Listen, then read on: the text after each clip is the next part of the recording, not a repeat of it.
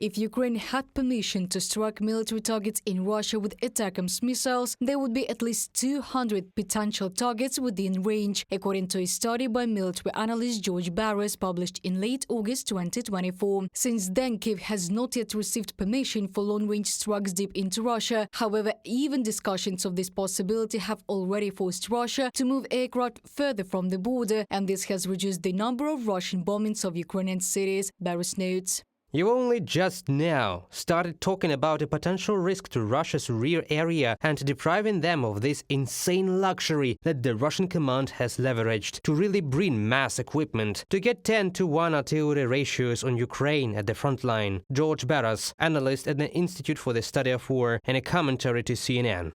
The limitations that still exist have allowed the enemy to do what we suspected they would do. They are withdrawing their aircraft and other logistics that can be destroyed at close range from the front. Russia keeps reminding about setting red lines before key political decisions of Kyiv's Western allies. This time, Kremlin propaganda is trumpeting that if NATO provides the Ukrainian army with missiles for strikes deep into Russia, this will drag the alliance into a war against the Federation. However, the NATO Secretary-General and its members reject such statements. Thus, Danish Prime Minister Mette Frederiksen said that Kyiv's allies should stop hesitating and they should allow the Ukrainian defense forces to use the weapons they receive to strike targets on Russian territory. I will not accept that Putin decides what the rest of the world should do. He is the only one responsible for a war going on in Europe. He could end this war right now. Right now.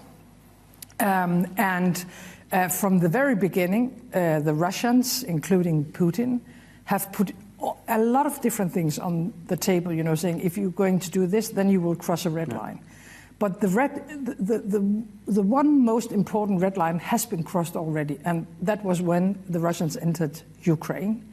So I will not accept this premise, and I will never allow anyone from Russia to decide what is the right thing to do in NATO, in Europe, or in Ukraine. Western leaders continue to actively discuss support for Ukraine as they await a decision on the usage of long-range weapons. U.S. President Joe Biden has ordered to move heaven and earth to provide Ukraine with what it needs to defend itself, according to Michael Carpenter, Director for Europe at the National Security Council. And UK Foreign Secretary David Lammy is calling for courage in talks on using long-range missiles to strike deep into Russia, according to The Guardian.